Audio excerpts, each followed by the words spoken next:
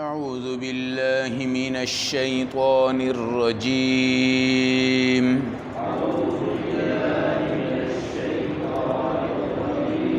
بسم الله الرحمن الرحيم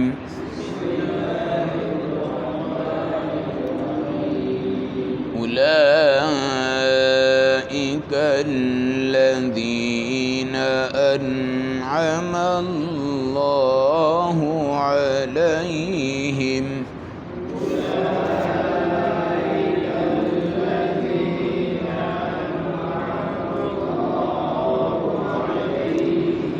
من النبيين من ذرية آدم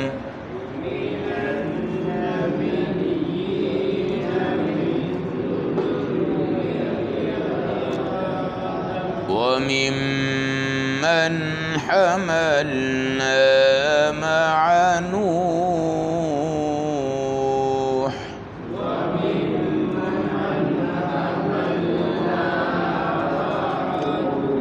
ومن ذرية إبراهيم وإسرائيل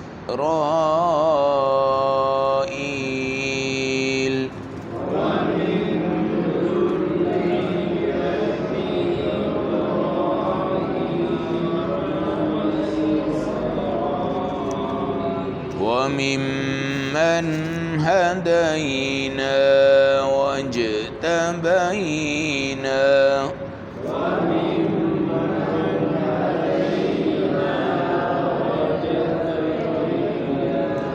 إذا تتلى عليهم آيات الرحمن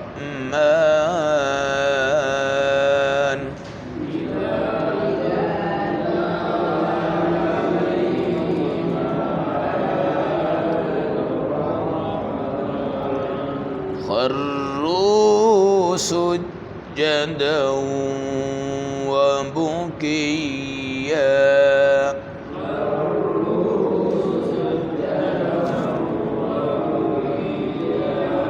صدق اللہ العظیم۔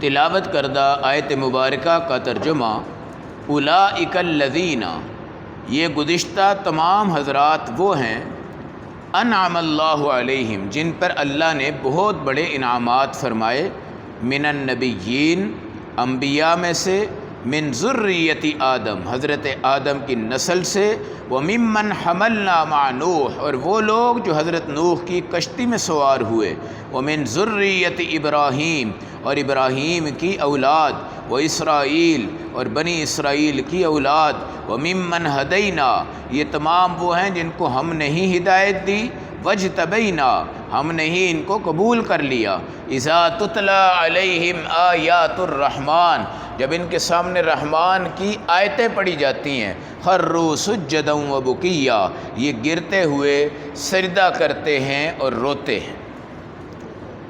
آیت نمبر 58 پارہ نمبر 16 سورۃ مریم۔ شروع سے آپ دیکھ رہے ہیں کہ یہ سورت شروع ہوئی تھی حضرت زکریا علیہ السلام کو جو رب نے یحییٰ دیے تھے، اس کمال کے ساتھ اللہ نے اس سورت کو کیا کیا تھا شروع۔ پھر مختلف انبیاء آپ کے سامنے اس سورت میں کیا ہوتے جا رہے ہیں مذکور، اور یہ جو گزشتہ رکوع ہے اس میں اسماعیل علیہ السلام، ادریس علیہ السلام، ابراہیم علیہ السلام ان سب کا بھی کیا ہوا ذکر ہوا۔ یہ تمام وہ ہیں جن پر اللہ نے انعام کر دیا۔ کیا کر دیا بھائی؟ دیکھیں گاڑی کوٹھی بنگلہ یہ انعام نہیں ہے، یہ انعام نہیں ہے، انعام ہے اللہ کی رحمت اور اللہ کا دین اور دین کے امام تمہیں نصیب ہو جائیں، اور وہ ہیں انبیاء کرام۔ کون ہیں؟ انبیاء کرام۔ ہمارے اوپر سب سے بڑا انعام یہ ہے کہ ہمارے استاد سید الانبیاء ہیں، امام الانبیاء ہیں، اول و آخر کے نبی ہیں، اور سب سے بڑی کتاب کو پڑھنے اور پڑھانے والے پیغمبر محمد الرسول اللہ صلی اللہ علیہ وسلم ہے۔ قرآن کہتا ہے من ذریت آدم، آدم کی جتنی نسل ہے ان میں سے دیکھو کن کن پہ انعام ہوا ہے۔ مثلاً آدم خود ہیں، ممن حملنا مع نوح، نوح کے ساتھ جو کشتی بنی اور اس میں سوار ہوئے اور وہ جودی پہاڑ پہ آ کے ٹھہری اور آپ کی دعوت و تبلیغ مکمل ہوئی، وہ حضرات بڑے کیا ہیں؟ انعام یافتہ ہیں۔ ابراہیم کی اولاد یعنی اسماعیل علیہ السلام ہیں، اسحاق علیہ السلام ہیں، اس طرح حضرت یعقوب جن کی ساری بنی اسرائیل کی نسل چل رہی ہے، بنی اسرائیل کی نسل چل رہی ہے۔ ممن ہدینا، یہ وہ ہیں جن کو ہدایت بھی ہم نے دی، وجتبینا، اور قبول بھی ہم نے کیا۔ نبی کی بھی قبولیت اللہ کے ہاں ہوتی ہے، ہدایت بھی کہاں سے ملتی ہے؟ اللہ کے ہاں سے۔ اب قرآن کہتا ہے دیکھ لو یہ نبی بھی ہیں، دیکھ لو یہ رسول بھی ہیں، دیکھ لو یہ اللہ کے انعام یافتہ بھی ہیں، اور دیکھ لو ان کی رات عبادت سے منور ہے، دن عبادت سے منور ہے۔ پھر یہ دیکھو کہ دنیا کے اندر یہ منہمک نہیں ہے، دنیا میں یہ مشغول نہیں ہے، دنیا کے اندر ان کے پاس ایسی کوئی چیزیں نہیں ہیں، مگر ان کی حالت یہ ہے کہ 24 گھنٹے عبادت میں رہنے کے باوجود جب قرآن ان پہ پڑھا جاتا ہے تو یہ بیچارے بھی اللہ کے ڈر سے، اللہ کی محبت میں، اللہ کی عبدیت میں آ کے سجدے میں گرتے ہیں، وبکیا، اور رونے لگ پڑتے ہیں، رونے لگ پڑتے ہیں۔ یہ سجدہ بڑی راز و نیاز کی گفتگو ہے، سجدہ بڑی راز و نیاز کی گفتگو ہے۔ جماعت میں جو آپ کو سجدہ نصیب ہوتا ہے یہ بھی اللہ کی توفیق ہے۔ کبھی آپ اکیلے میں بھی سجدہ کر کے اپنے اللہ کے سامنے ذرا گہرائی میں جاتے جائیں، جاتے جائیں، جاتے جائیں، آپ کا دل بدل جائے گا اور آپ کے جسم میں نا ایک تبدیلی سی پیدا ہو جائے گی، اور خود بخود آپ کے آنسو نکلنا شروع ہو جائیں گے۔ اور یہ تمام چیزیں، افسوس کی بات یہ ہے کہ جہاں رونا چاہیے وہ سجدہ ہے، لیکن ہم روتے ہیں رسم و رواج کے موقع پہ۔ کب روتے ہیں؟ رسم و رواج کے موقع پہ، اور دکھلانے کے لیے روتے ہیں۔ بعض لوگ ہوتے ہیں کہتے ہیں بڑے سخت دل ہیں، ہمیں رونا نہیں آتا، رونا دھونا نہیں آتا۔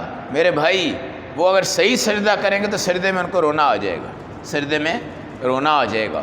سجدہ اللہ کے قرب کا سب سے بہترین ذریعہ ہے، کائنات کی سب سے آخری، سب سے بڑی، سب سے اکمل اجمل جو سفارش ہوگی وہ سجدے میں ہوگی۔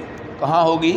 سجدے میں۔ نبی پاک آئے بھی تو سجدے کی حالت میں تھے، جب آپ حشر میں ہوں گے تو بھی آپ سجدے کی حالت میں ہوں گے۔ جنت میں سجدے کی اجازت ہی نہیں ہے، اجازت ہی، وہاں سردار صاحب کہیں گے یار میں نے رکوع کرنا ہے، ذرا ٹک کے ہیں بھائی 40 ایمان والوں کی طاقت حاجی صاحب ایک بندے میں ہوگی،